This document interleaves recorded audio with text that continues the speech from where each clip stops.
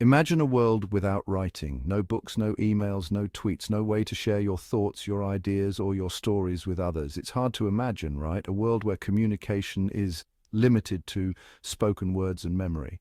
But that was the world before the Sumerians. Before the dawn of written language, everything was ephemeral, fleeting. These innovative people living in ancient Mesopotamia changed everything.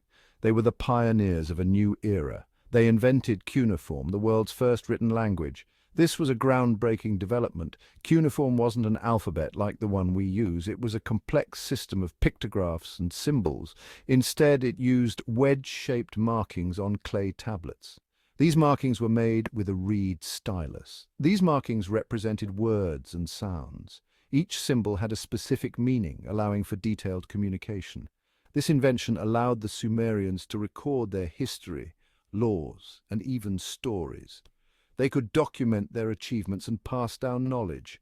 The development of writing was a huge leap forward for humanity. It was the foundation of civilization as we know it. It allowed knowledge to be stored and shared in ways never before imagined. Libraries could be created, and information could be preserved for future generations. Imagine the power of finally being able to write down your thoughts, your dreams, and your discoveries. The Sumerians' invention of writing was a monumental step in human history, paving the way for all the written communication we rely on today. The Sumerians weren't just prolific writers, they were also city builders. Their civilization blossomed in Mesopotamia, a region nestled between the Tigris and Euphrates rivers. This area, often called the Fertile Crescent, earned its name. The fertile land, fed by the rivers, was perfect for agriculture. This abundance allowed the Sumerians to settle down and farm. As they prospered, villages grew into towns, and towns into mighty cities. These cities became centers of trade, religion, and culture. Life in a Sumerian city was bustling. Imagine crowded marketplaces filled with the sights and smells of exotic goods. Picture towering ziggurats reaching for the heavens. These stepped pyramids served as temples to the Sumerian gods. But life wasn't all bartering and worship. The Sumerians also grappled with the challenges of city living. They developed systems of governance with rulers and laws to maintain order. This organized way of life was a key factor in the success of Sumerian civilization. One of the most impressive Sumerian cities was Ur. This bustling metropolis, located in modern-day Iraq, was a center of trade and culture. Ur boasted impressive architecture, including the Grand Ziggurat of Ur. This massive structure, dedicated to the moon god Nana, dominated the city's skyline. It served as a reminder of the Sumerians' ingenuity and their devotion to their gods. Ur, like other Sumerian cities, stood as a testament to their ability to build and innovate. The Sumerians weren't content with just building cities and writing stories. They were pioneers in many fields, pushing the boundaries of what was possible in their time. They were also responsible for a string of innovations that would shape the course of history. Their contributions laid the groundwork for many aspects of modern civilization. One of their most important inventions was the wheel. This simple yet revolutionary device changed the way people lived and worked. Imagine a world without wheels. It's hard to fathom, but before the wheel, transporting goods and people was a laborious task. No cars, no bicycles, not even a simple cart. People had to rely on their own strength or that of animals to move anything. The wheel revolutionized transportation, making it easier to move goods and people.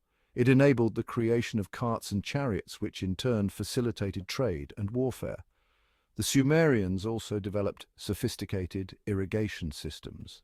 These systems were crucial for their agricultural success. These systems, using canals and levees, allowed them to control the flow of the Tigris and Euphrates rivers. This control was essential for managing water resources in a region with unpredictable rainfall. This meant they could water their crops and ensure a stable food supply.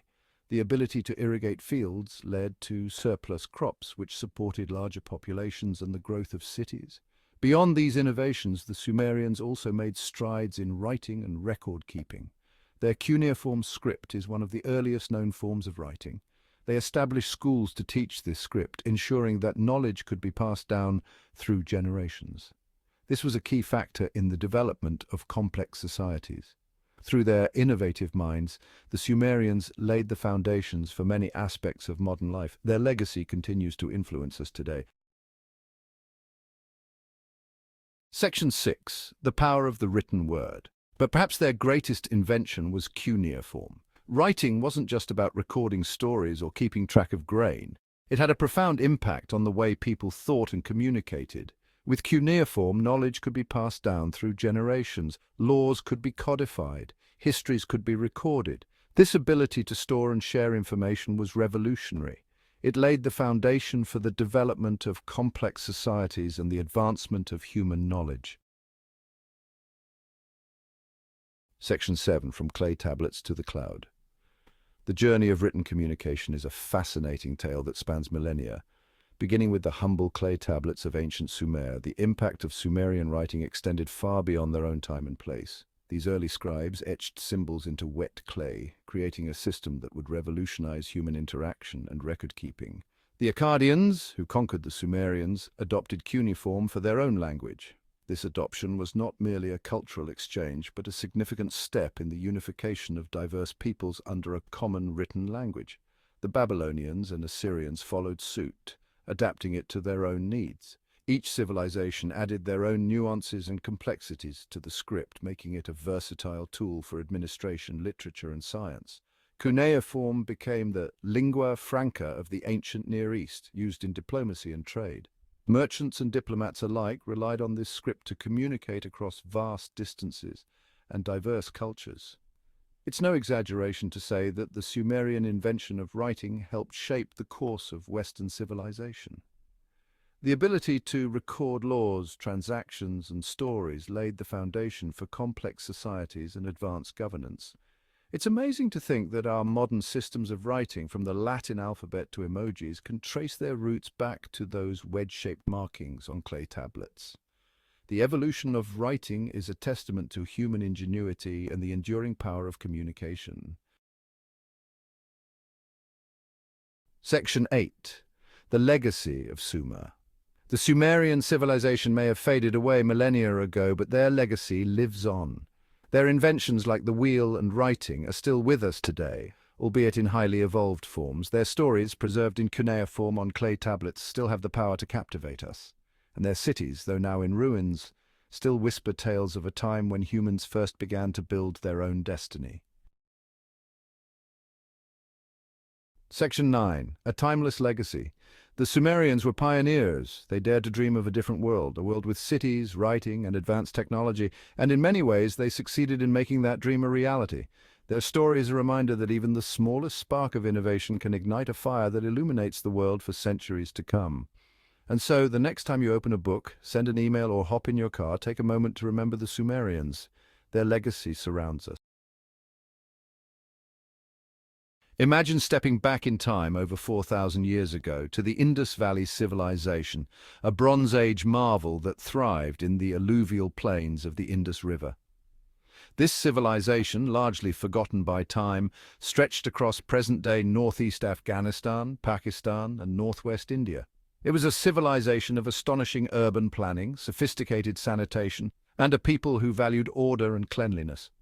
Long before the Romans, the Indus cities boasted of indoor toilets and a complex network of drains and sewers. These early cities were meticulously planned urban centers, built on a grid system with streets intersecting at right angles. This focus on hygiene and sanitation is a testament to their advanced understanding of public health, millennia before the germ theory of disease. Join me as we journey back in time to explore the marvels of the Indus Valley civilization. Mohenjo-Daro, meaning Mound of the Dead in Sindhi, is one of the largest settlements of the Indus Valley civilization. Excavated in the 1920s, this UNESCO World Heritage Site offers a glimpse into the meticulously planned cities of this ancient civilization. The city, laid out in a grid pattern, featured wide main streets and narrow lanes, all intersecting at right angles. The most striking feature of Mohenjo-Daro is its sophisticated water management system. The city had a network of wells, some public and some private, providing access to clean water. Evidence suggests that the city was a major center for trade, with connections to Mesopotamia and other ancient civilizations. The discovery of standardized weights and measures further reinforces the importance of trade in their society. Harappa, located in present-day Pakistan, was another major urban center of the Indus Valley civilization. Like Mohenjo-Daro, Harappa showcases the Indus people's remarkable ability to create well-planned, organized cities that prioritized hygiene and sanitation. Harappa, similar to Mohenjo-Daro, was laid out on a grid system with streets intersecting at right angles. The city was divided into different areas, each serving a specific purpose, such as residential, administrative, and religious. One of the most impressive features of Harappa was its granary, a massive structure believed to have been used for storing grain. Harappa, like other Indus cities, had a sophisticated drainage system. The city's commitment to sanitation is evident in its public baths, a feature that speaks volumes about their emphasis on cleanliness and hygiene. The grid system, a hallmark of Indus cities, was not just a matter of aesthetics, it was a testament to their advanced understanding of urban planning. Streets, laid out in a grid pattern, intersected at right angles, dividing the city into rectangular blocks. This grid system had numerous advantages, ensuring efficient traffic flow and easy navigation. It allowed for the systematic allocation of land for different purposes, such as residential, commercial, and administrative. The use of standardized building materials and techniques further enhanced the efficiency of the grid system. The Indus people used baked bricks of standardized sizes for construction, which made it easier to plan and build structures within the grid layout. The Indus people were master builders, using standardized bricks of uniform size and shape in their constructions. These bricks, made from baked clay, were not just durable but also reflected their desire for uniformity and order. The use of standardized building materials was not limited to bricks. They also used standardized weights and measures in construction, ensuring structural integrity and aesthetic appeal. The Great Bath at Mohenjo-Daro, for instance, is a testament to their engineering skills. Many houses had private wells for accessing groundwater, and some even had bathrooms with toilets connected to a sophisticated drainage system. The presence of such amenities in homes thousands of years ago speaks volumes about their living standards. Their craftsmanship is evident in the intricate seals, beads, and other artifacts unearthed from these ancient cities. The Indus Valley civilization flourished in a region traversed by the mighty Indus River and its tributaries. The people of this civilization understood the importance of water management and developed sophisticated systems for irrigation, sanitation, and flood control. The Indus people developed extensive irrigation networks to channel water from the rivers to their fields, ensuring a stable food supply. Wells, both public and private, provided access to clean water for drinking and other domestic purposes. The discovery of large water tanks and reservoirs in cities like Mohenjo-Daro suggests they had systems for storing water, possibly for use during drier months. Evidence suggests they built levees and embankments to protect their settlements from the seasonal floods that were common in the Indus River Valley. The Indus Valley civilization stands out for its emphasis on sanitation and public health. Their cities had well-planned drainage systems, a feature rarely seen in other ancient civilizations of that era. The streets of Indus cities were lined with drains, often covered with bricks or stones. These drains, connected to an intricate network of sewers, carried wastewater away from residential areas, preventing the spread of diseases. Many houses in Indus cities had private toilets, often connected to the city's sewage system. The presence of such facilities in most homes is a testament to their commitment to sanitation. Public baths were another remarkable feature of Indus cities, highlighting the importance of water in their culture. The Indus Valley civilization was not just a marvel of urban planning and sanitation, it was also a hub of trade and commerce. The Indus people, skilled artisans and traders, established trade networks that spanned a vast geographical area, connecting them to civilizations in Mesopotamia, Egypt, and Central Asia. Evidence suggests they traded in a variety of goods, including cotton, textiles, pottery, beads, and ivory. The discovery of Indus seals and artifacts in Mesopotamia and other distant lands confirms the existence of these extensive trade routes. These trade networks brought wealth and prosperity to the Indus cities, fueling their growth and development. The Indus people were skilled seafarers, using boats to navigate the Indus River and its tributaries. Their success in trade was partly due to their use of standardized weights and measures. The Indus Valley civilization was characterized by its emphasis on order and standardization, and this extended to their system of weights and measures. The use of standardized weights and measures was crucial for facilitating trade and maintaining fairness in commercial transactions. Archaeologists have unearthed a variety of weights made from different materials such as chert, limestone, and steatite from various Indus sites. These weights, often cubical or spherical in shape, were found in a standardized set of ratios indicating a well-defined system of measurement. The Indus people also used standardized measuring tools, such as rulers and measuring rods, made from materials like ivory and bronze. The accuracy and consistency of their measuring systems highlight their intellectual prowess and their commitment to order and precision. The Indus Valley civilization developed a written script, but despite decades of research, it remains undeciphered. This enigmatic script, found on seals, pottery, and other artifacts, offers tantalizing clues about their language and culture, but its secrets remain locked away. The Indus script, typically written from right to left, consists of hundreds of signs, some resembling animals, plants, and other objects. Scholars have proposed various theories about the nature of the script, but none have been universally accepted. The lack of a Rosetta Stone, a bilingual text that could help decipher the script, has been a major obstacle in understanding the Indus language. Despite the challenges, researchers continue to analyze the Indus script, hoping to unlock its secrets and shed light on the thoughts, beliefs, and practices of this enigmatic civilization. The Indus Valley civilization, once a thriving hub of urban life and innovation, declined and eventually disappeared around 1900 BCE. The reasons for its decline remain a subject of debate among scholars, with various theories proposed, but no definitive answers. One theory suggests that climate change might have played a role. Some studies indicate that a shift in monsoon patterns, leading to droughts or floods, could have disrupted their agricultural practices and weakened their economy, eventually leading to their decline. Others speculate that the Indus cities might have been invaded by nomadic tribes from Central Asia, leading to their downfall.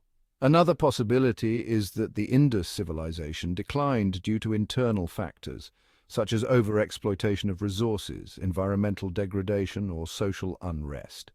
The Indus Valley civilization, despite its mysterious disappearance, left behind a legacy of innovation and urban planning that continues to inspire awe and wonder. Lords of the Waves, introducing the Phoenicians, the ancient seafarers who ruled the Mediterranean long before the rise of the Roman Empire, written by Neil deGrasse Tyson. Join us as we delve into the fascinating world of these master navigators and traders. Imagine a time long ago, before the Roman Empire, even before the Greeks. A time when the Mediterranean was a vast, uncharted expanse. This was the age of the Phoenicians, a civilization that thrived on the edges of the known world, pushing the boundaries of exploration. They were not warriors like the Assyrians or builders like the Egyptians. Instead, they carved their niche through their unparalleled skills in navigation and trade. The Phoenicians were explorers and traders. They ventured into unknown waters, establishing trade routes that connected distant lands. Their kingdom was the sea. The Mediterranean was their domain, and they knew its every wave and current. Their ships, powered by sail and oar, navigated the vast Mediterranean. These vessels were marvels of ancient engineering, capable of withstanding long voyages. These skilled sailors connected different cultures. They brought together people from various regions, fostering exchange and understanding. They did this through trade and exchange. The Phoenicians traded goods such as precious metals, textiles, and exotic spices, creating a network of commerce that spanned the Mediterranean. The Phoenicians left their mark on history. Their legacy can be seen in the artifacts they left behind and the trade routes they established. They did this not with armies, but with ships laden with exotic goods and a gift for communication that would change the world. Their influence extended far beyond their own shores, shaping the cultures and economies of the ancient world. From shores to empires, the rise of Phoenicia. The Phoenicians were not one unified empire. They were a collection of city-states scattered along the coast of the Levant, the land we know today as Lebanon. Their cities, Tyre, Sidon, Byblos, each rose to prominence through trade. Imagine these bustling ports filled with the sounds of shipbuilding, the shouts of sailors, and the intoxicating smells of spices from distant lands. These cities were gateways to the east. They traded with Egypt, Mesopotamia, and even beyond. The Phoenicians were drawn to the sea. It offered them a path to prosperity and influence. Navigating the unknown masters of the sea. The Phoenicians were renowned for their shipbuilding and navigation skills. They built sturdy ships, like the bireme with 2 rows of oars, and the rounded merchant ship called the gaulos, designed to withstand the open sea. But their real skill lay in their understanding of the stars and winds. Long before the invention of the compass, Phoenician sailors used celestial navigation. They charted the stars to guide their ships across the open water. Their knowledge gave them the confidence to venture beyond the safety of the coastline.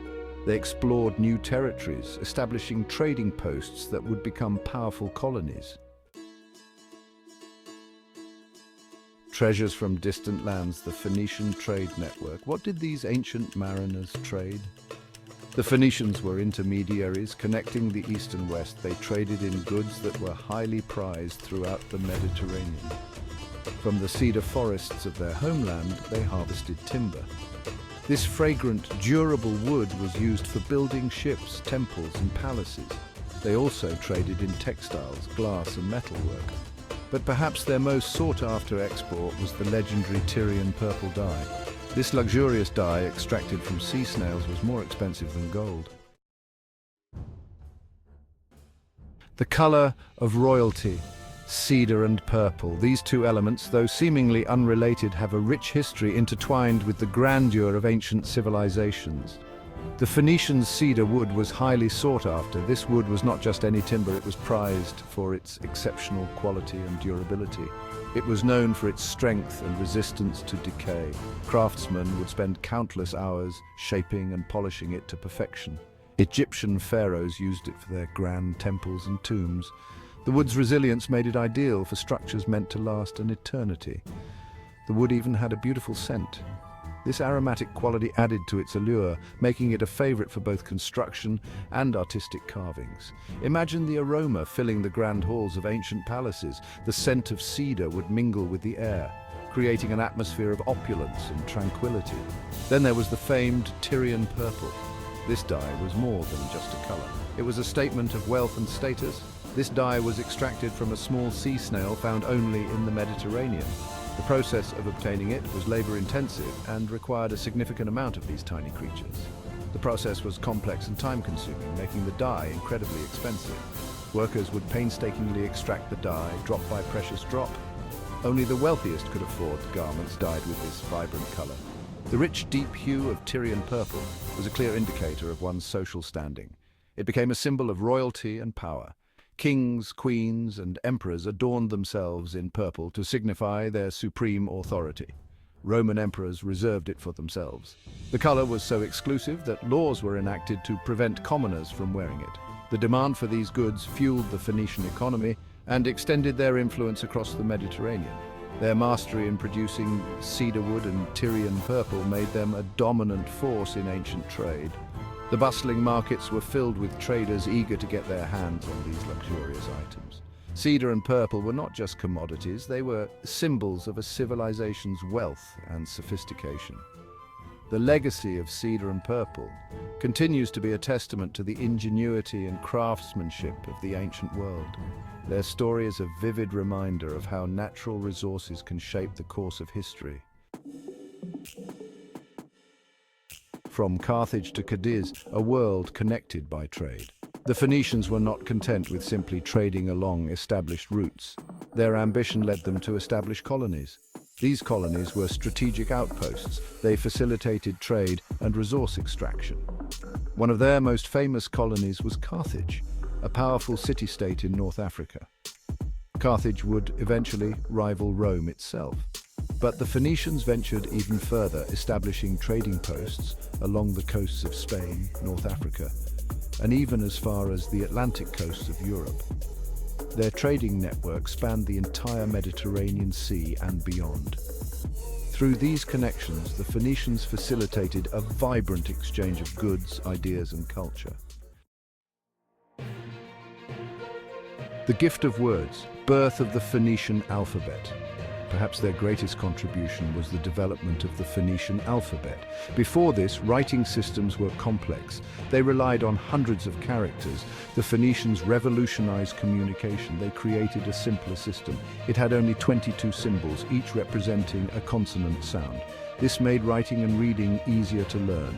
It was a system that could be adapted to other languages. Imagine the impact of this invention. It democratized literacy.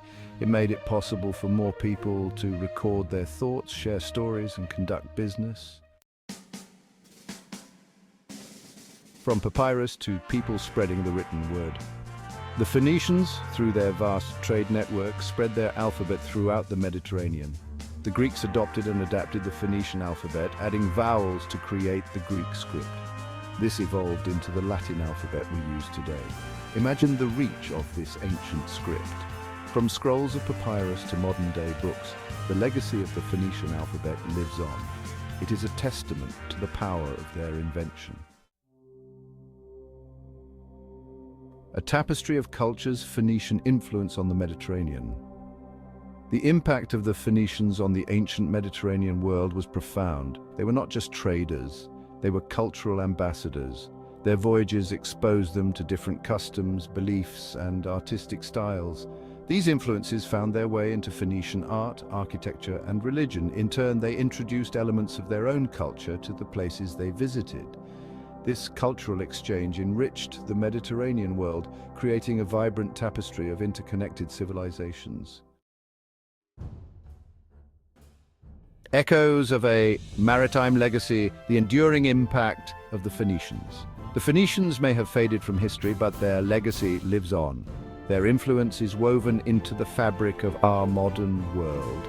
From the bustling ports to the languages we speak, they were the masters of the ancient seas, navigating treacherous waters with unmatched skill and bravery. Their ships, sleek and sturdy, were the marvels of their time. They were pioneers of trade, establishing vast networks that connected distant lands. From the Mediterranean to the Atlantic, their trade routes were the lifelines of ancient economies. They were the inventors of a revolutionary writing system, the precursor to the alphabets we use today. This system democratized writing, making it accessible to more people and fostering communication across cultures. Their influence can still be felt today.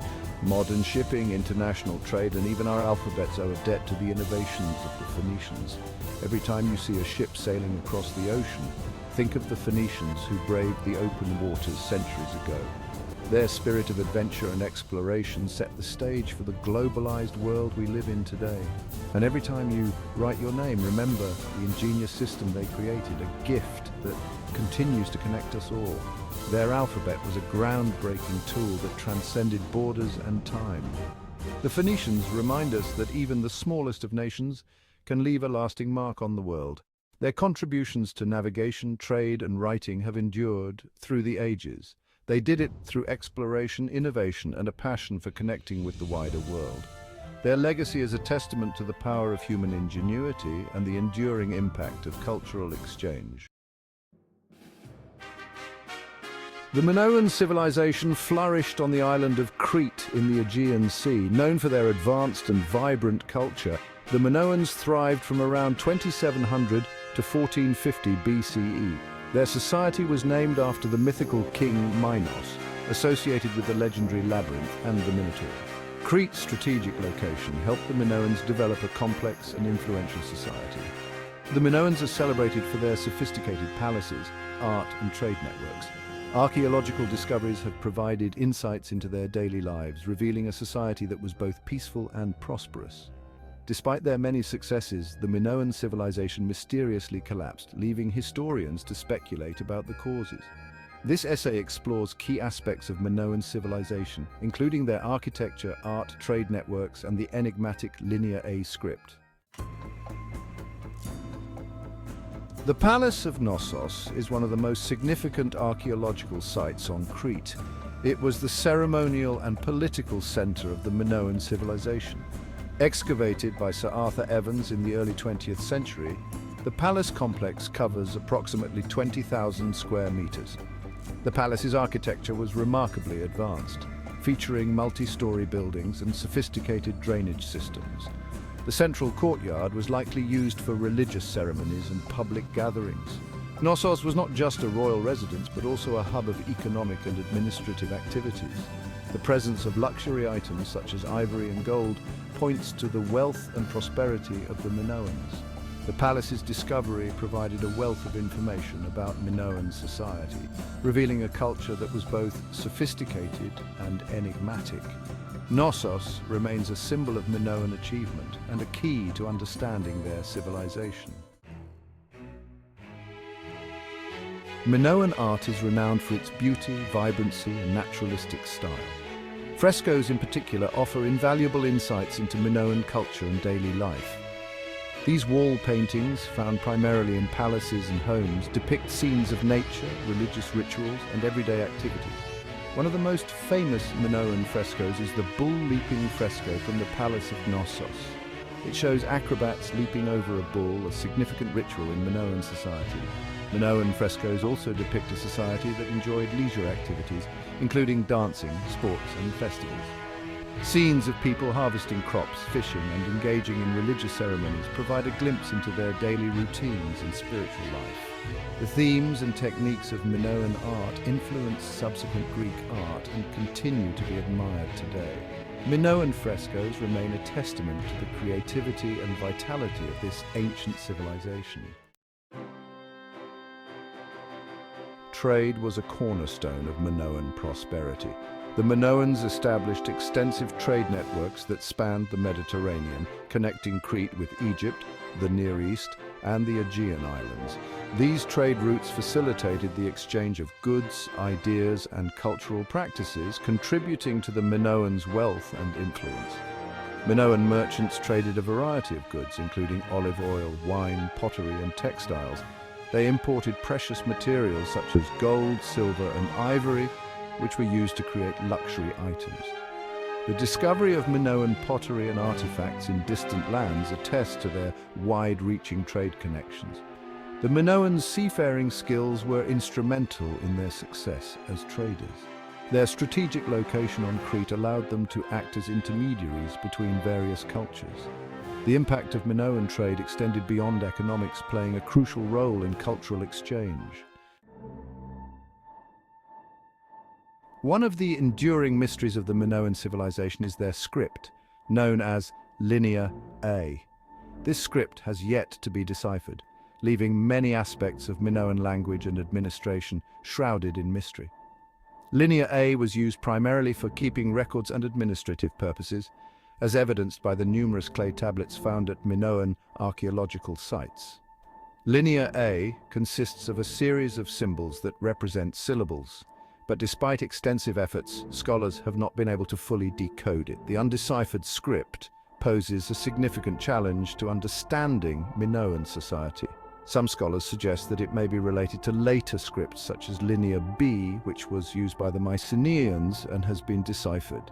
The lack of bilingual inscriptions, akin to the Rosetta Stone, further complicates efforts to decode Linear A. Despite these challenges, the study of Linear A continues to be a fascinating field. One of the striking features of Minoan society is its apparent peacefulness. Unlike many contemporary civilizations, the Minoans did not build fortified cities or extensive military defenses. Archaeological evidence suggests a society that prioritized trade, art, and religious activities over warfare and conquest. The lack of fortifications indicates that the Minoans may have enjoyed a relatively peaceful existence. Their island home provided natural protection, reducing the need for defensive structures. Additionally, their extensive trade networks likely fostered diplomatic relationships with neighboring cultures. Minoan art and artifacts rarely depict scenes of warfare or violence. Instead, they often portray religious rituals, athletic competitions, and everyday life. This focus on peaceful activities suggests that the Minoans valued harmony and community over conflict and aggression. The sudden collapse of the Minoan civilization around 1450 BCE remains one of history's great mysteries. Several theories have been proposed to explain this rapid decline, with the most prominent being the Thera eruption and the Mycenaean invasion. The Thera eruption, which occurred around 1600 BCE, was one of the largest volcanic eruptions in history. It devastated the island of Thera, modern-day Santorini, and had far-reaching consequences for the surrounding regions. The eruption likely caused massive tsunamis, ashfall, and climatic changes, severely impacting Minoan agriculture, trade, and infrastructure. In addition to natural disasters, the Mycenaean invasion from mainland Greece posed a significant threat to the Minoans. The Mycenaeans were a warrior society who gradually took control of Crete, as evidenced by the appearance of Linear B script and Mycenaean-style artifacts in later Minoan sites. This invasion likely disrupted Minoan society, leading to political upheaval and economic decline. The Thera eruption is a key event in understanding the collapse of the Minoan civilization. This catastrophic volcanic eruption, which took place on the island of Thera, had devastating effects on the Minoans and their environment. The eruption released a massive amount of volcanic material into the atmosphere, causing widespread destruction. The immediate impact of the Thera eruption included powerful tsunamis that likely struck the northern coast of Crete. These tsunamis would have destroyed coastal settlements, ships, and infrastructure, severely disrupting Minoan trade and communication. The ashfall from the eruption would have also affected agriculture, leading to food shortages and economic instability. The Minoans, who relied heavily on their maritime trade and agricultural output, would have faced immense challenges in rebuilding their society. The loss of life, property, and resources would have weakened their ability to resist external threats, such as the Mycenaean invasion. The Thera eruption serves as a reminder of the vulnerability of human societies to natural disasters. The Mycenaean invasion is another critical factor in the collapse of the Minoan civilization. The Mycenaeans, hailing from mainland Greece, were a militaristic society known for their fortified cities and warrior elite. Their arrival in Crete marked a significant shift in the island's political and cultural landscape. Archaeological evidence suggests that the Mycenaeans began to exert influence over Crete around 1450 BCE. This period saw the introduction of Linear B script, which was used to record administrative and economic activities. The presence of Mycenaean-style pottery, weapons, and burial practices indicates a cultural assimilation or takeover by the Mycenaeans. The Mycenaean invasion likely involved both military conquest and strategic alliances. They may have taken advantage of the weakened Minoan society already reeling from the effects of the Thera eruption. The Mycenaeans' superior military organization and tactics would have enabled them to establish control over key Minoan centers. Despite their sudden collapse, the Minoans left a lasting legacy that influenced subsequent civilizations. Their achievements in art, architecture, and trade set a high standard for the ancient world. The Minoans' cultural innovations and interactions with other societies contributed to the development of the broader Mediterranean region. The Minoan emphasis on naturalistic art and vibrant frescoes had a profound impact on Greek art.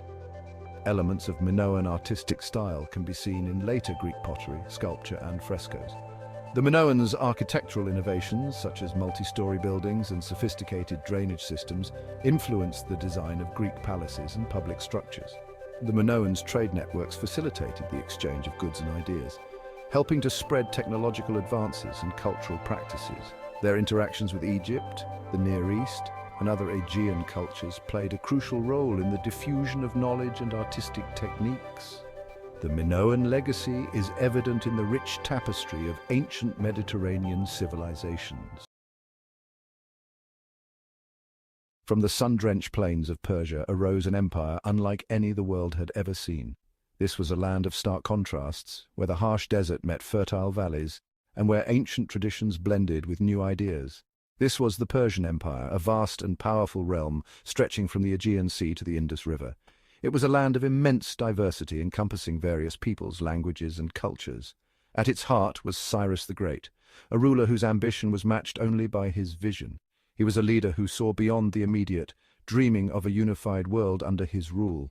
Cyrus transformed a collection of warring tribes into a unified force, conquering Babylon and laying the foundations for an empire that would last for centuries. His military genius and strategic acumen were unparalleled. The Persian Empire under Cyrus and his successors would become a beacon of cultural exchange, administrative brilliance, and remarkable religious tolerance. They fostered an environment where art, science, and philosophy could flourish. The Persians were skilled warriors, known for their discipline and innovative tactics on the battlefield. They were also shrewd diplomats and administrators capable of managing a vast and diverse empire with efficiency and wisdom. This combination of might and diplomacy allowed them to build and manage a vast multicultural empire. Their ability to integrate different cultures and govern with fairness was key to their success. From the Nile River Valley to the steppes of Central Asia, the Persian Empire encompassed a dazzling array of cultures, languages, and religions. This diversity was both a challenge and a strength. Managing this diverse realm required a delicate touch, one that Cyrus the Great seemed to possess in abundance. His legacy of leadership and vision set the stage for an empire that would influence the world for generations to come. Cyrus the Great understood that true strength lay not just in military power, but also in the loyalty of his subjects. He knew that an empire built on fear and oppression would eventually crumble, but one built on mutual respect and cooperation would endure. He broke from the traditional mold of ancient conquerors who often imposed their customs and beliefs on the vanquished, forcing them to abandon their heritage. Instead, Cyrus adopted a policy of remarkable tolerance and inclusion, recognizing the value of diverse cultures and traditions within his empire. He allowed conquered peoples to retain their own customs, religions, and even local rulers as long as they paid tribute and acknowledged Persian authority. This approach not only minimized resistance but also fostered goodwill among the diverse populations. This policy of respect, enshrined in the famous Cyrus Cylinder, fostered a sense of unity and cooperation within the empire. The cylinder is often considered the first charter of human rights. The Cyrus Cylinder, a clay document discovered in the ruins of Babylon, proclaimed Cyrus's respect for the religious beliefs of his subjects and his commitment to justice and peace. It detailed his efforts to improve the lives of those he ruled. It stands as a testament to Cyrus's forward-thinking approach to governance and his recognition of the importance of cultural diversity. His legacy of tolerance and respect for human rights continues to inspire leaders around the world today. Darius I, another towering figure in Persian history, inherited Cyrus's legacy and further expanded the empire's reach.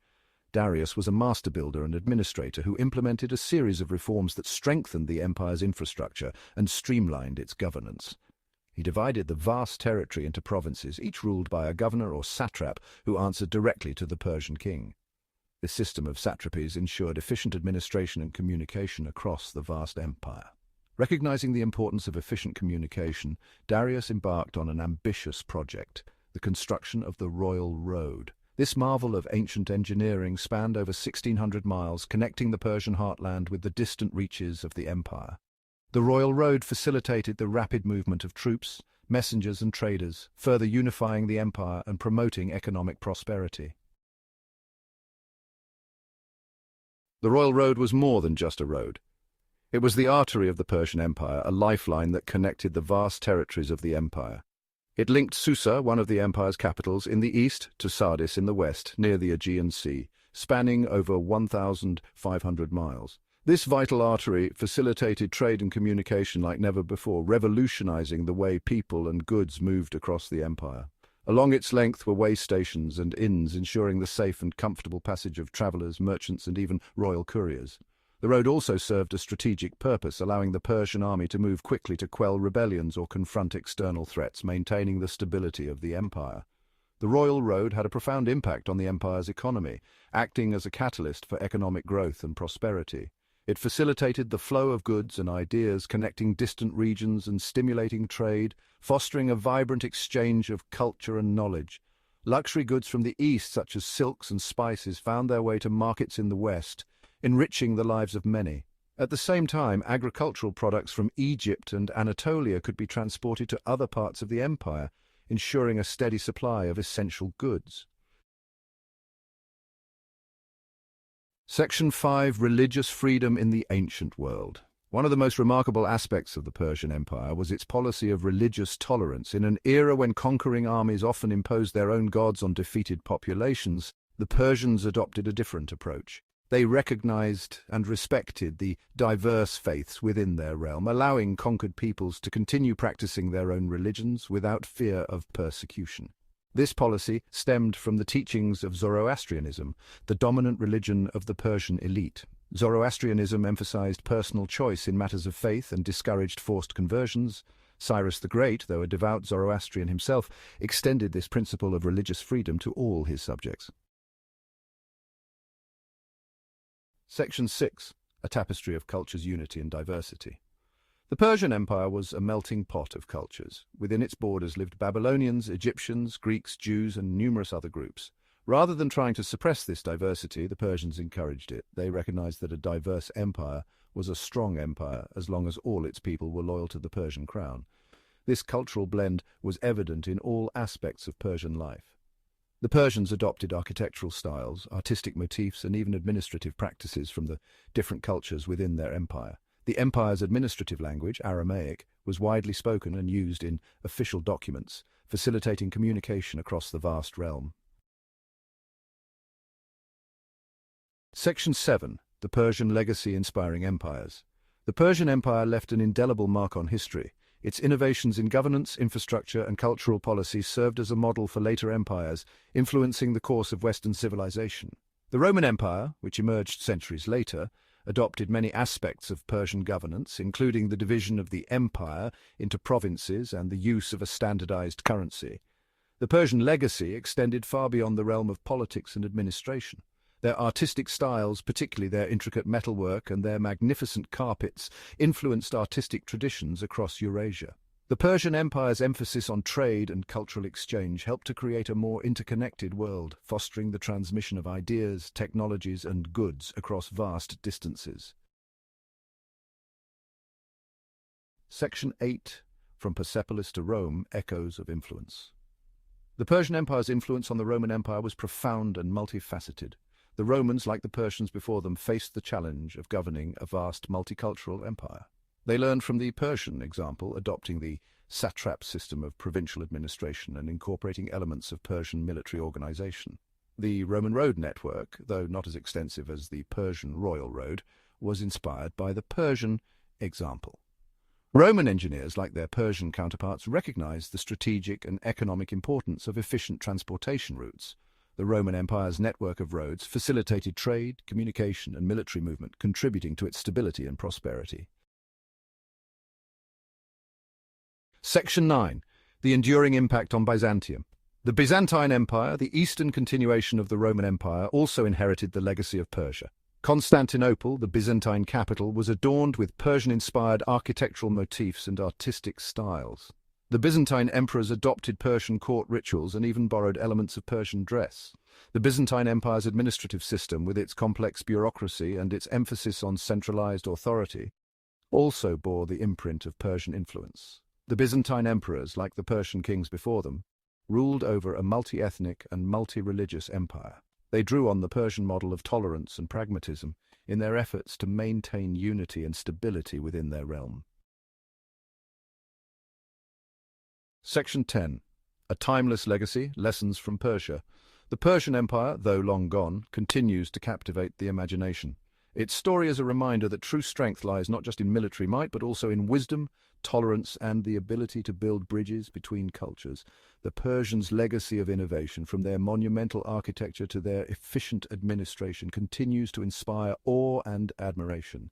The Persian Empire's story is a testament to the enduring power of human ingenuity and the importance of cross-cultural understanding. In a world often divided by conflict and mistrust, the Persian Empire's legacy of tolerance and inclusion serves as a timeless reminder of the benefits of cooperation and mutual respect. The story of Carthage begins not in North Africa, but across the Mediterranean Sea in the land of Phoenicia, which is modern-day Lebanon. This ancient civilization, nestled along the eastern Mediterranean coast, was known for its enterprising spirit and maritime prowess. The Phoenicians were renowned seafarers and traders. Their ships, crafted with expert precision, sailed the vast expanse of the Mediterranean, establishing trade routes that connected distant lands and diverse cultures. They established a network of colonies across the Mediterranean, seeking resources and new markets for their goods. These colonies served as vital outposts, facilitating the exchange of goods, ideas, and technologies. One such colony, founded around the 9th century BC, would grow into the mighty city of Carthage. Initially a modest settlement, it soon began to flourish due to its strategic location and the industrious nature of its inhabitants. Legend has it that Carthage was founded by Queen Dido, a Phoenician princess fleeing turmoil in her homeland. According to the myth, she cleverly acquired land by cutting an ox hide into thin strips to encircle a large area, showcasing her ingenuity and determination. Whether true or not, the story captures the spirit of exploration and ambition that drove the early Carthaginians. These settlers were not merely escaping adversity, they were seeking new opportunities and horizons. They settled on a strategic peninsula in what is now Tunisia, a location that gave them control over vital trade routes. This advantageous position allowed them to monitor and influence maritime traffic between the eastern and western Mediterranean. From this strategic position, Carthage thrived. The city expanded rapidly, its influence spreading far and wide as it became a beacon of commerce and culture. The city quickly became a major hub for trade. Its markets were filled with goods from across the known world, from precious metals and spices to textiles and artworks.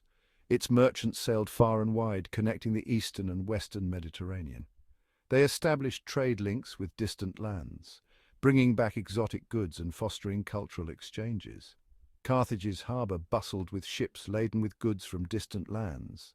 This vibrant port was the heart of the city's economic activity, a place where merchants and traders from various regions converged. The city grew wealthy, its streets lined with impressive buildings and its coffers overflowing with gold and silver. This wealth was not only a testament to their trading success, but also to their ability to produce and innovate.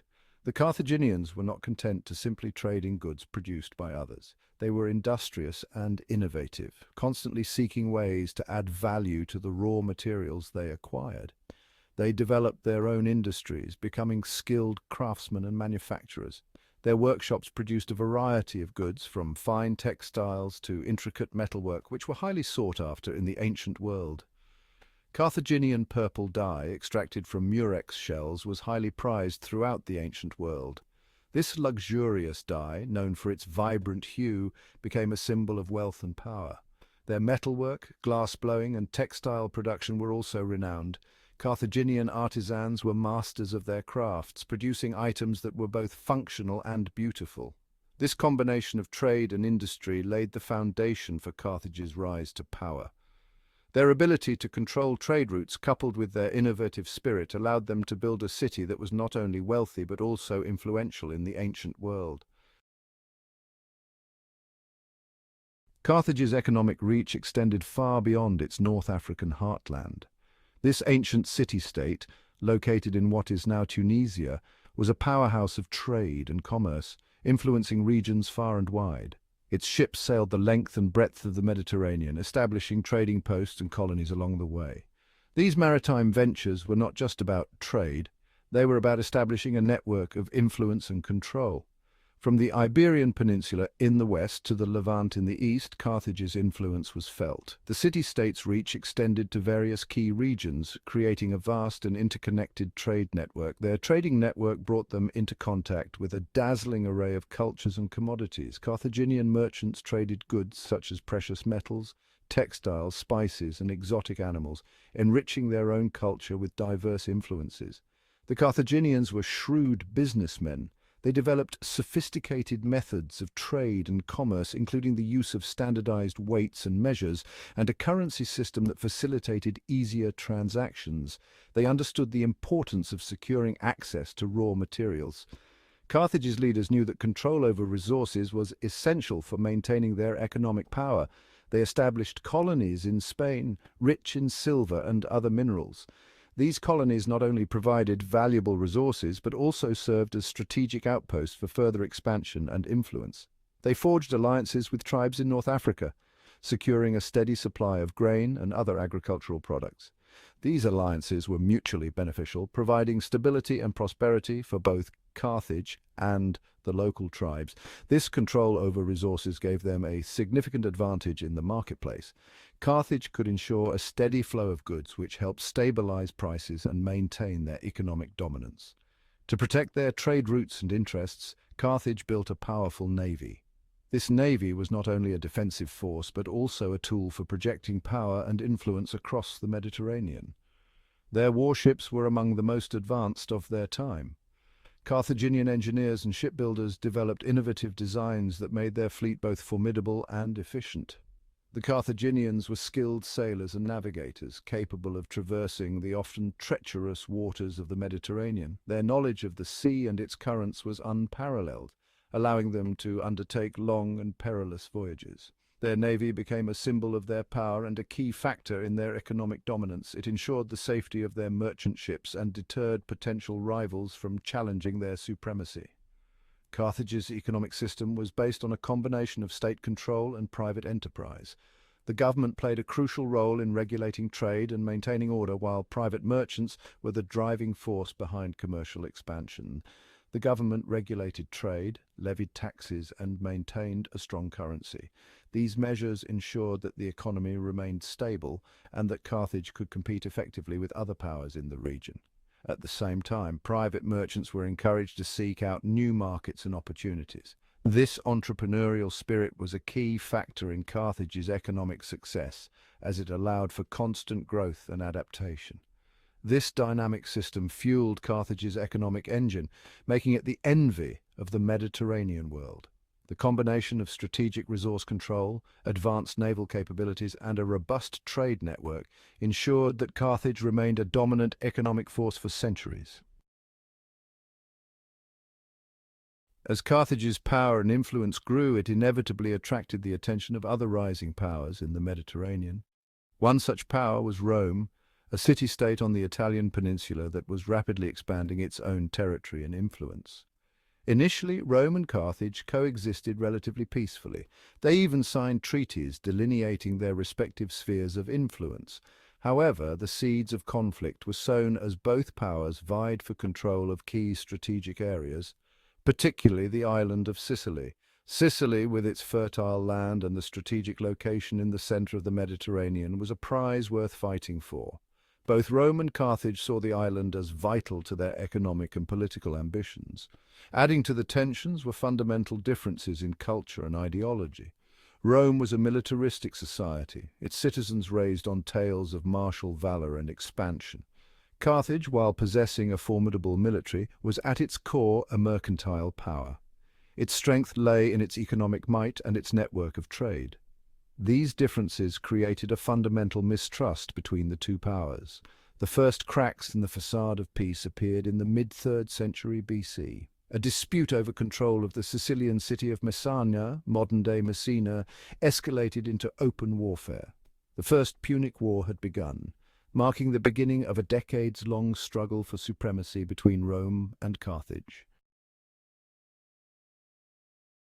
The First Punic War, from 264 to 241 BC, was a brutal and protracted conflict, primarily fought at sea and in Sicily. This war marked the beginning of a series of 3 wars between Rome and Carthage, 2 of the most powerful civilizations of the ancient world. The stakes were high, as control over the Mediterranean and its lucrative trade routes hung in the balance. Rome, initially lacking a strong navy, adapted quickly to the challenge. The Romans, known for their engineering prowess and adaptability, embarked on an ambitious shipbuilding program. They studied captured Carthaginian ships and used them as models to construct their own fleet. This rapid development was a testament to Rome's determination and resourcefulness. They built a large fleet and, in a feat of engineering ingenuity, developed the corvus, a boarding bridge that allowed their soldiers to transform naval battles into land battles. This innovation was crucial because it played to Rome's strengths in infantry combat, effectively neutralizing Carthage's superior naval experience. The corvus proved to be a decisive advantage for the Romans. It allowed them to board enemy ships and engage in hand-to-hand combat, where their disciplined legions excelled. This strategy turned the tide in several key engagements, demonstrating Rome's ability to innovate and adapt in the face of adversity. They won a series of naval victories, gradually wresting control of the seas from Carthage. These victories were not just military successes, but also boosted Roman morale and confidence. Each triumph at sea brought Rome closer to its goal of dominating the Mediterranean. However, Carthage proved to be a tenacious opponent. The Carthaginians, with their long maritime tradition and experienced sailors, were not easily subdued. They continuously adapted their tactics and strategies, making the conflict a prolonged and grueling affair. Their general, Hamilcar Barca, waged a brilliant guerrilla campaign in Sicily, keeping the Romans at bay for several years. Hamilcar's tactics involved hit-and-run attacks, ambushes, and the use of the rugged Sicilian terrain to his advantage. His leadership and ingenuity kept Carthaginian hopes alive even in the face of overwhelming Roman resources. In the end, however, Rome's superior resources and manpower began to tell. The Romans could replace their losses more easily and sustain a prolonged conflict. Their ability to mobilize large armies and maintain supply lines was a critical factor in their eventual success. In 241 BC, the Carthaginians were decisively defeated at the Battle of the Agates Islands off the coast of Sicily. This battle was a turning point as the Roman fleet, using their superior numbers and tactics, managed to outmaneuver and overwhelm the Carthaginian forces. The defeat forced Carthage to sue for peace. The terms were harsh, reflecting Rome's dominant position. Carthage had to acknowledge Roman supremacy and make significant concessions. They ceded Sicily to Rome and agreed to pay a hefty indemnity. This loss was a severe blow to Carthage, both economically and strategically. Sicily had been a valuable possession, and its loss marked the beginning of Carthage's decline as a major power in the region. The First Punic War, though a Roman victory, had come at a heavy cost to both sides. The prolonged conflict drained resources, caused significant loss of life, and left both civilizations weary. The war had reshaped the political and military landscape of the ancient Mediterranean. It had also left a legacy of resentment and bitterness, setting the stage for future conflicts. The harsh terms of the peace treaty and the memories of the brutal fighting ensured that the animosity between Rome and Carthage would not easily fade. Carthage, though defeated, was far from destroyed. The city and its people were resilient, and they began the arduous process of rebuilding. Carthage's leaders knew that they needed to recover and prepare for the possibility of future confrontations with Rome. They would use the intervening years to rebuild their strength and prepare for a rematch with their Roman rivals. The First Punic War was just the beginning of a long and bitter rivalry that would shape the course of history in the ancient world. Ancient Nubia, a land of riches and culture. Nubia was a powerful civilization in ancient Africa. It existed from around 2500 BCE to 400 CE. Today, Nubia is located in what is now Sudan. Nubia was a major trading center, rich in gold, ivory, and other resources. The Nile River was crucial for farming and trade. Nubians were skilled farmers, warriors, and traders. They developed a unique culture influenced by Egypt. The kingdom of Kush was the most powerful Nubian kingdom. Its capital was Napata, near the fourth cataract of the Nile. Kush played a significant role in ancient Africa, interacting with Egypt. The eternal rivalry, Nubia and Egypt. Nubia and Egypt had a complex relationship for centuries. They were both powerful civilizations with a shared interest in the Nile River. This shared interest led to periods of both cooperation and conflict. Egypt coveted Nubia's resources, especially gold. This led to numerous Egyptian military campaigns into Nubia. Despite the conflicts, there was also cultural exchange between the two civilizations. Nubians adopted some Egyptian religious practices and artistic styles, However, they also maintained their own distinct cultural identity. During the New Kingdom period in Egypt, around 1550 to 1070 BCE, Egypt exerted significant control over Nubia. They established fortresses and trading posts along the Nile. This allowed them to control trade routes and access Nubian resources. However, Nubia never fully succumbed to Egyptian rule. They resisted Egyptian control and eventually reasserted their independence. The Black Pharaohs' Nubian rule over Egypt. In a remarkable turn of events, the Kingdom of Kush conquered Egypt in the 8th century BCE. King Pi, a powerful Kushite ruler, led his armies north and defeated the fragmented Egyptian rulers.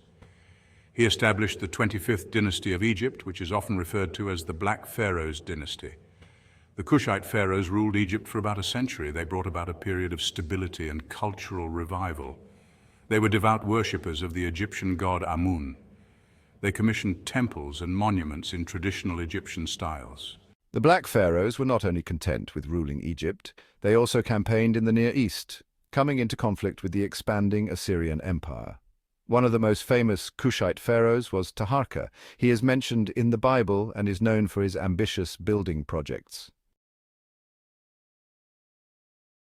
Meroe, the Jewel of Kush. After the Kushite rule in Egypt ended, the Kingdom of Kush shifted its capital to Meroe.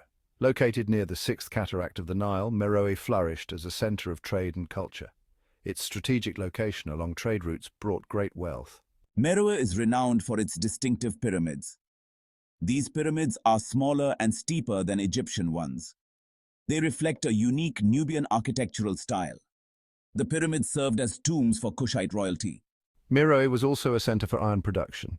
The Nubians mastered iron-working technology. This gave them a military and economic advantage. Nubian art and architecture developed a unique style that blended indigenous traditions with influences from Egypt and other cultures. While they adopted some Egyptian artistic conventions, they also retained their own distinct aesthetic. Nubian pyramids, as mentioned earlier, are a prime example of this unique style. They are smaller and steeper than Egyptian pyramids and often feature a small offering chapel built directly in front of the entrance. Nubian tombs also often contained painted murals depicting scenes from the deceased's life, religious rituals, and the afterlife. Nubian artists were skilled in working with a variety of materials, including gold, ivory, and ceramics. They created exquisite jewelry, pottery, and other decorative objects that showcased their craftsmanship and artistic sensibilities. Section 6. The Legacy of Kush-Nubian Influence on Africa. The Kingdom of Kush left an indelible mark on the African continent. Its influence extended beyond its borders, impacting the cultural and political landscape of neighboring regions. Nubian culture, with its unique blend of indigenous traditions and external influences, spread through trade and diplomacy. One of the most significant ways in which Kush influenced other African cultures was through its role in the spread of ironworking technology. As mentioned earlier, the Nubians were masters of ironworking, and their expertise in this field spread to other parts of Africa, contributing to the development of new tools, weapons, and agricultural techniques. The Kushite legacy is also evident in the oral traditions and mythologies of various African cultures. Stories of the Black Pharaohs and the powerful kingdom of Kush have been passed down through generations, keeping the memory of this ancient civilization alive. Section 7. Rediscovering Nubia Modern Archaeology and Understandings.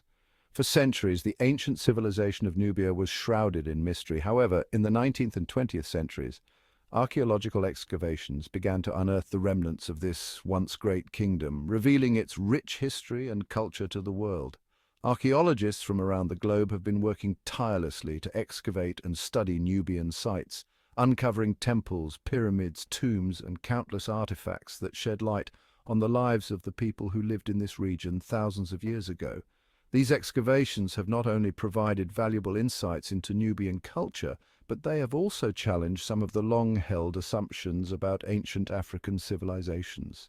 The discoveries made in Nubia have helped to rewrite the history books, demonstrating the sophistication and complexity of African societies in antiquity. Section 8. Nubian influence on Egyptian culture. While Egypt exerted considerable influence over Nubia at times, the relationship was not one-sided. Nubian culture also had a significant impact on Egyptian society, particularly during the 25th dynasty, when the Black Pharaohs ruled over both lands. The Kushite pharaohs brought with them their own religious beliefs and practices, which blended with existing Egyptian traditions. They promoted the worship of Amun, a god particularly revered in Nubia, and commissioned temples and monuments dedicated to him in Egypt. Nubian fashion and hairstyles also gained popularity in Egypt during this period. Egyptian art from the 25th dynasty often depicts individuals with darker skin tones and Nubian hairstyles, reflecting the cultural exchange taking place between the two regions. Section 9. Conclusion: the enduring legacy of Nubia. The ancient civilization of Nubia, with its powerful kingdom of Kush, left an indelible mark on the history of Africa and the world. From its strategic location along the Nile River to its unique art and architecture, Nubia stands as a testament to the ingenuity and resilience of African cultures. While the kingdom of Kush eventually declined and faded into history, its legacy continues to inspire and intrigue people around the world. The rediscovery of Nubia through archaeology has challenged historical narratives and broadened our understanding of the diversity and complexity of ancient civilizations. The story of Nubia is a reminder that the history of Africa is rich and multifaceted, deserving of exploration and recognition. As we continue to learn more about this ancient civilization, we gain a deeper appreciation for the interconnectedness of human history and the enduring legacy of African cultures.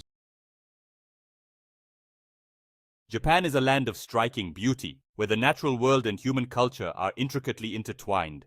Volcanic peaks pierce the sky, standing as majestic sentinels over the land, while cherry blossoms paint the landscape each spring, creating a breathtaking tapestry of pink and white. This powerful connection with nature has deeply shaped Japanese culture, influencing everything from art to daily rituals. From ancient times, the Japanese people have felt a profound reverence for the natural world, seeing it as a source of inspiration and spiritual guidance.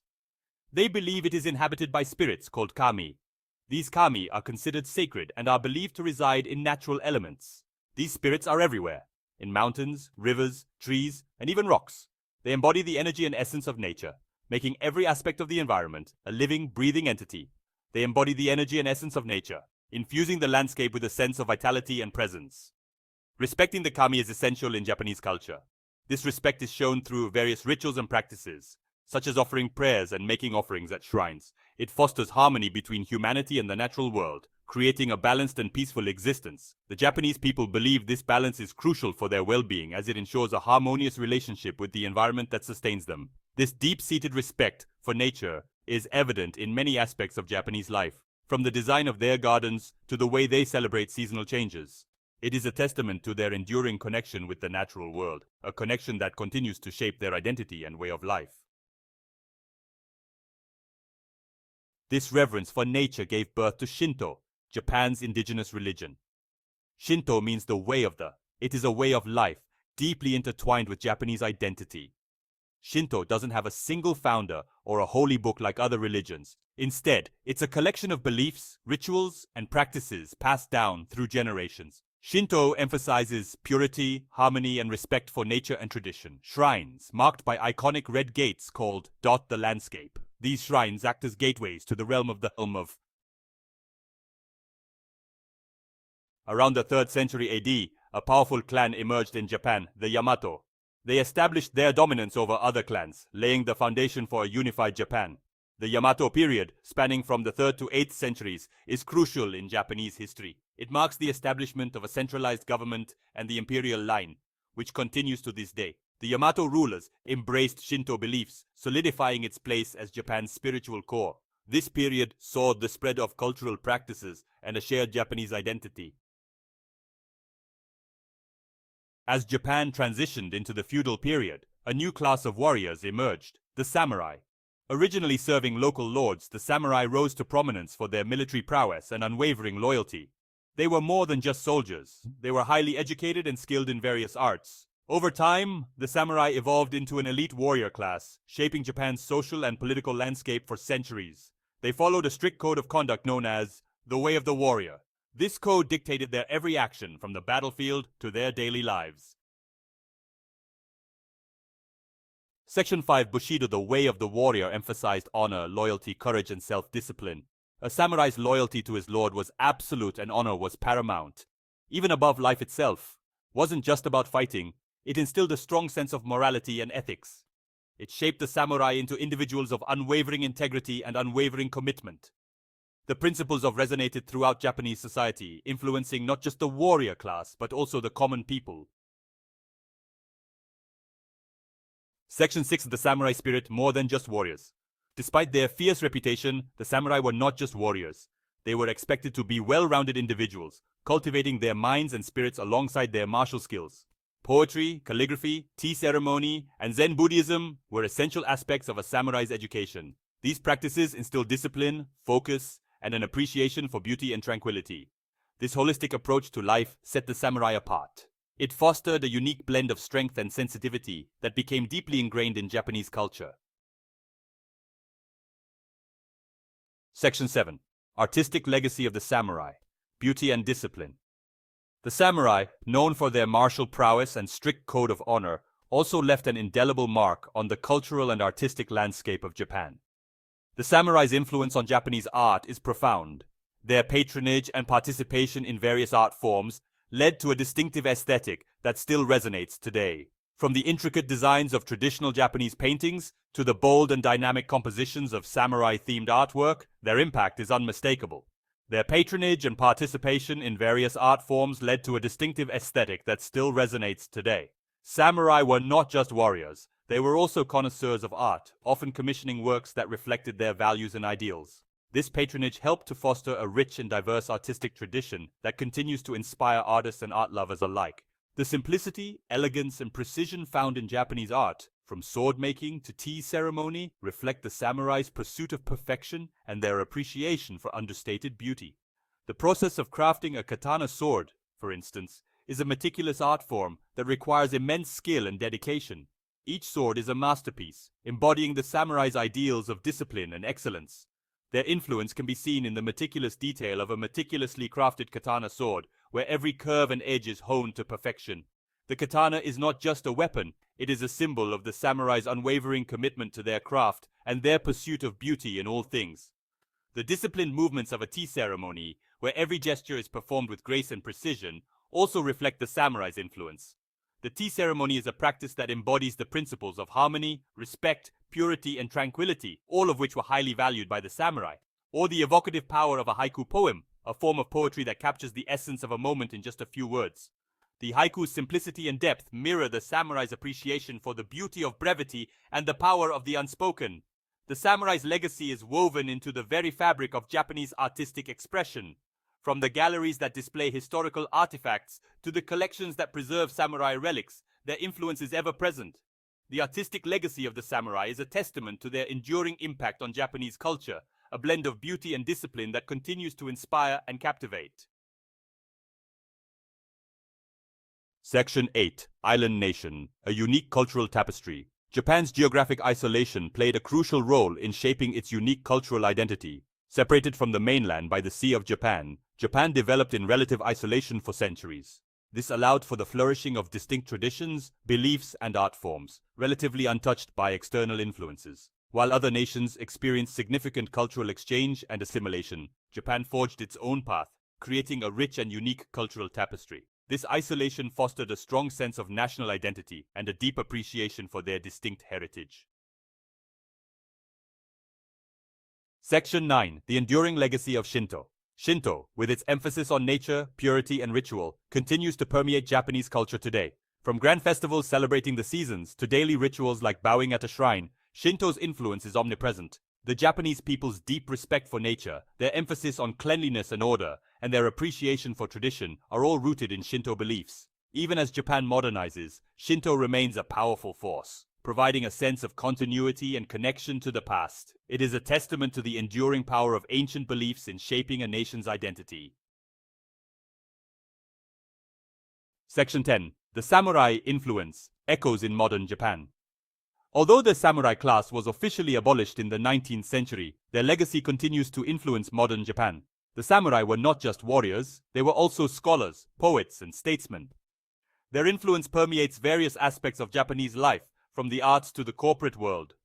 The principles of Bushido, the way of the warrior, such as loyalty, honor, and discipline, still resonate deeply within Japanese society.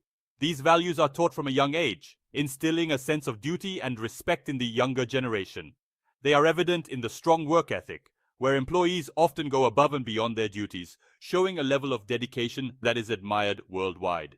The emphasis on respect and hierarchy is another enduring legacy. In the corporate world, this translates to a well-defined structure where each individual's role is clearly understood and respected. The pursuit of excellence in various fields, whether in academics, craftsmanship, or technology, reflects the samurai's relentless quest for perfection. This drive for excellence has positioned Japan as a leader in many industries. While Japan has embraced modernity, the values instilled by the samurai era continue to shape the national character. The juxtaposition of ancient traditions with cutting-edge technology creates a unique cultural landscape. This blend of the ancient and the modern is evident in the architecture, where historical temples stand alongside skyscrapers, and in daily life, where traditional festivals are celebrated with the same fervor as modern events. The samurai spirit, though transformed, lives on in the heart of Japan. It is a testament to the enduring power of their values and the profound impact they have had on shaping the identity of a nation.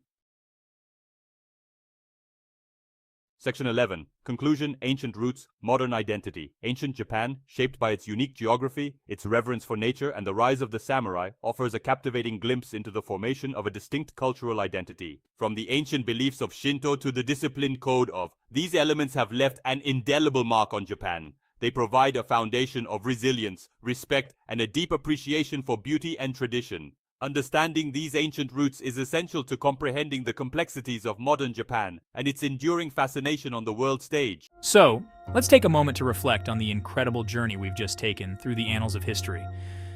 We've traversed the sands of time, exploring the rise and fall of some of the most influential civilizations that have ever existed. Each era, each culture, has contributed uniquely to the tapestry of human progress. Ancient Egypt gave us the foundations of monumental architecture and written language. The pyramids of Giza stand as a testament to their engineering prowess, while hieroglyphics on ancient papyrus reveal the complexities of their communication and record-keeping. Greece introduced democracy and philosophy, shaping our ideas of governance and reason. The Parthenon in Athens symbolizes the birth of democracy, and the teachings of philosophers like Socrates continue to challenge and inspire our thinking. From Rome, we inherited legal systems and engineering marvels that still inspire awe today. The Colosseum, a marvel of ancient engineering, and the Roman aqueducts, which revolutionized water supply systems, are just a few examples of their enduring legacy. China's contributions in technology, philosophy, and governance have profoundly influenced the world. The Great Wall of China showcases their military ingenuity, while ancient Chinese scrolls reveal advancements in science, medicine, and literature. And let's not forget the profound impact of the Indian subcontinent, with its advancements in mathematics, astronomy, and spirituality. Ancient Indian temples reflect their architectural brilliance, and Vedic manuscripts offer insights into early scientific and philosophical thought. Each of these civilizations has left an indelible mark on our modern world. Their innovations and ideas have transcended time, influencing various aspects of contemporary life, from art and architecture to science and governance. Their achievements and ideas continue to resonate, influencing everything from our laws to our daily lives. Modern legal systems owe much to Roman law, and contemporary engineering still draws inspiration from ancient techniques. So I pose this question to you. What can we learn from these ancient civilizations, and how do their legacies still shape our world today? By studying their successes and failures, we can gain valuable insights into our own society and its future. Dive into the comments below and share your thoughts. Engage with others who are equally fascinated by history, and let's explore these questions together. Let's keep this dialogue going and continue to uncover the wisdom of our ancestors. Through discussion and study, we can keep the spirit of these ancient civilizations alive and relevant. Remember, understanding our past is the key to shaping a better future.